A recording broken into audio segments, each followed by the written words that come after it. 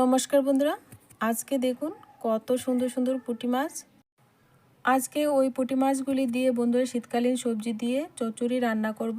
তার জন্য যে কোনো সবজি আপনারা নিতে পারেন। তো আমি এখানে কিছু সবজি নিয়েছি, আলু, সিম, মূলো। শীতকালে বিভিন্ন ধরনের সবজি পাওয়া যায়, আপনারা আপনাদের পছন্দ অনুযায়ী কিছু সবজি এখানে নিয়ে এই রান্নাটা করতে পারেন। আমি এখানে মূলো, সিম, আলু নিয়েছি। আপনারা চাইলে এখানে বেগুন বা অন্য কোনো ডাটা টাটা নিতে পারেন। তো সমস্ত সবজিগুলি কেটে ভালো করে জল দিয়ে ধুয়ে নিয়ে এবার একটা ঝাঁঝরি থালাতে উঠিয়ে নিচ্ছি, জলটা ঝরে যাবে। ওই ফাঁকে আমি মাছগুলিকে এবার কেটে নিচ্ছি। আজকে এই পুঁটি মাছের চচ্চড়িটা খুবই অসাধারণ লাগবে। যদি বন্ধুরা এইরকমভাবে আপনারা না খেয়ে থাকেন, নতুন রাঁধুনিরা আপনারা আমার ভিডিও ফলো করে অবশ্যই বাড়িতে তৈরি করে খেতে পারবেন। ভীষণই মজাদার একটা রেসিপি, পুঁটি মাছের চচ্চড়ি সবজি দিয়ে। আমার চ্যানেলে এখনও পর্যন্ত যারা সাবস্ক্রাইব করেননি, সাবস্ক্রাইব করে দিয়ে পাশে থাকা বেল বটনটি প্রেস করে দেবেন। যখনই কোনো ভিডিও আমি আপলোড করব আপনারা কিন্তু সাথে সাথেই নোটিফিকেশানটা পেয়ে যাবেন।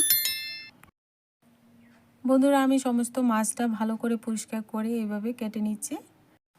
ঘরোয়া একটা রেসিপি বন্ধুরা, আজকে সবার ঘরে ঘরে এই রেসিপি হয়ে থাকে। তো আমি কিভাবে তৈরি করছি ভিডিওটা পুরোটা দেখবেন, আশা করছি ভালো লাগবে। সমস্ত মাছগুলি কেটে নিয়ে ভালো করে ধুয়ে নেব। মাছগুলি কাটা হয়ে গেছে। আর এদিকে দেখুন সমস্ত সবজিগুলি আমি একটা থালাতে নিয়ে নিয়েছি, আর একটু পাতলা করে কেটেছি। আর হাতের মধ্যে দেখুন একটু কালো কালো দাগ হয়ে গেছে। আমলকি ক্যান্ডি তৈরি করেছিলাম, ভিডিওটা কিন্তু চ্যানেলে দেওয়া আছে, দেখে নিতে পারেন। তো বন্ধুরা, এবার এরকম পাতলা পাতলা করে একটু কেটে নিয়েছি সমস্ত সবজিগুলি। ওই সবজির মধ্যে দিয়ে দিচ্ছি পুঁটি মাছগুলি। এবার ওই মাছ আর সবজির মধ্যে দিয়ে দিচ্ছি আমি কিছু ঘরোয়া মশলা। এখানে কাঁচা লঙ্কা বেটে রেখেছিলাম 4-5টা, দিয়ে দিলাম। দিয়ে দিচ্ছি পরিমাণ মতো হলুদ গুঁড়ো, দিয়ে দেবো পরিমাণ মতো লাল লঙ্কার গুঁড়ো। ঝালটা আপনারা বুঝে দেবেন। এখানে কাঁচা লঙ্কা, শুকনো লঙ্কা দুটোই ব্যবহার করেছি। আর দিয়ে দিচ্ছি ভাজা জিরা ধনে গুঁড়ো। এখানে আমি একটা টমেটো লম্বা করে কেটে নিয়েছি, দিয়ে দিচ্ছি। এবার এখানে পরিমাণ মতো লবণ দিয়ে সমস্ত উপকরণ হাত দিয়ে ভালো করে মিশিয়ে নিয়ে কিন্তু 10 মিনিটের জন্য রেখে দেব। একবার অবশ্যই বাড়িতে আপনারা তৈরি করে খেয়ে দেখবেন, হাতে মাখা চচ্চড়ি বন্ধুরা অবশ্যই ভালো লাগবে। এবার সমস্ত উপকরণ ভালো করে মিশিয়ে নিয়ে রেখে দিচ্ছি। আমি এই ফাঁকে একটা চুলায় একটা কড়াই বসিয়ে দিলাম। কড়াই ভালো করে গরম করে নিয়ে এখানে পরিমাণ মতো সর্ষের তেল দিয়ে দিচ্ছি। সর্ষের তেলটা ভালো করে গরম করে নিয়ে এখানে একটা বড় সাইজের পেঁয়াজ কুচানো দিয়ে দিলাম। পেঁয়াজ যতক্ষণ না পর্যন্ত সুন্দর একটা ব্রাউন কালার চলে আসছে এইভাবে ভেজে নিতে হবে। তো পেঁয়াজটা দেখুন সুন্দর একটা কালার চলে এসছে। এবার এখানে ম্যারিনেট করা সমস্ত উপকরণ দিয়ে দিলাম। এবার কিন্তু বন্ধুরা আস্তে আস্তে নাড়াচাড়া করতে হবে, যেহেতু এটা আমি শুকনো শুকনোভাবে রান্না করব, চচ্চড়ি রান্না করব, তার জন্য কিন্তু বেশি নাড়াচাড়া করা যাবে না। এই পর্যায়ে চুলা রাসটাকে এবার হাইতে রেখে ঢাকনা দিয়ে ঢেকে রেখেছিলাম 1-2 মিনিটের জন্য। এবার দেখুন কতটা জল উঠেছে সবজি থেকে। আবারও এইভাবে আস্তে আস্তে নাড়াচাড়া করতে হবে। নাড়াচাড়া করে দিয়ে আবারও ঢেকে দেব। এইভাবে কিন্তু ঢাকনা উঠিয়ে ঢাকনা তুলে কন্টিনিউ কিন্তু নাড়াচাড়া করতে হবে।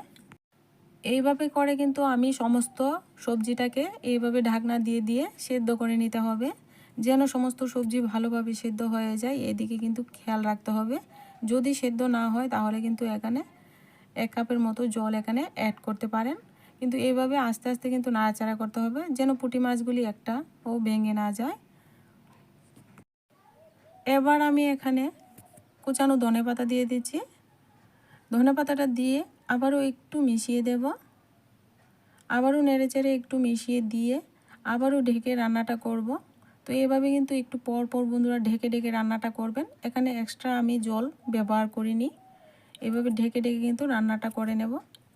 এভাবে অবশ্যই বাড়িতে একবার চচ্চড়ি বাড়িতে তৈরি করতে পারেন বন্ধুরা। এবার দেখুন বন্ধুরা আবারও নাড়াচাড়া করব। এবার আর ঢাকা দেব না, এবার নেড়েচেড়ে দেখে নেব সবজিটা ঠিকঠাকভাবে সেদ্ধ হয়েছে কিনা। যদি আপনাদের সবজি এরকম রান্না করতে করতে সেদ্ধ না হয় তাহলে কিন্তু এখানে একটু জল অ্যাড করতে পারেন। তো এবার দেখুন বন্ধুরা মূলো, সিম সমস্ত সবজি তো নরম সবজি, আর নতুন আলু দিয়েছি, তো সমস্ত উপকরণ কিন্তু সিদ্ধ হয়ে গেছে। দেখুন কতটা সফট হয়ে গেছে। তো আমি আর এখানে আর ঢাকনা দেব না, এবার না দিয়ে ঢাকা খোলা অবস্থায় কিন্তু আরও কিছুক্ষণ রান্নাটা করব। চুলার আঁচটাকে এই পর্যায়ে কিন্তু একেবারেই লোতে রেখেছি। এইভাবে ঢাকনা খোলা অবস্থায় আরও কিছুক্ষণ রান্নাটা করে নিয়ে শুকনো শুকনো করে নিয়ে কিন্তু নামিয়ে নিতে হবে। এবার দেখুন একটা থালাতে আমি ঢেলে নিয়েছি, তো কতটা লোভনীয় হয়েছে দেখুন বন্ধুরা। মুলো সিম আলু দিয়ে এই পুঁটি মাছের রান্নাটা যদি ভালো লাগে অবশ্যই বন্ধুরা ভিডিওতে একটা লাইক করবেন, আর কেমন হয়েছে কমেন্টের মাধ্যমে অবশ্যই জানাতে ভুলবেন না। শীতকালে যদি এরকম একটা চচ্চড়ি থাকে তাহলে গরম ভাতের সঙ্গে জাট জমে যাবে বন্ধুরা। দেখুন পুঁটি মাছগুলি একেবারে আস্ত আস্ত আছে, তো আমি আস্তে আস্তে কিন্তু এইভাবে রান্নাটা করেছি। আপনারা অবশ্যই এইভাবে রান্নাটা করবেন, দেখবেন একটা পুঁটি মাছও ভেঙে যাবে না। তো এইভাবে অবশ্যই বাড়িতে করবেন। আজকের ভিডিওটা এ পর্যন্তই, দেখা হচ্ছে নেক্সট ভিডিওতে।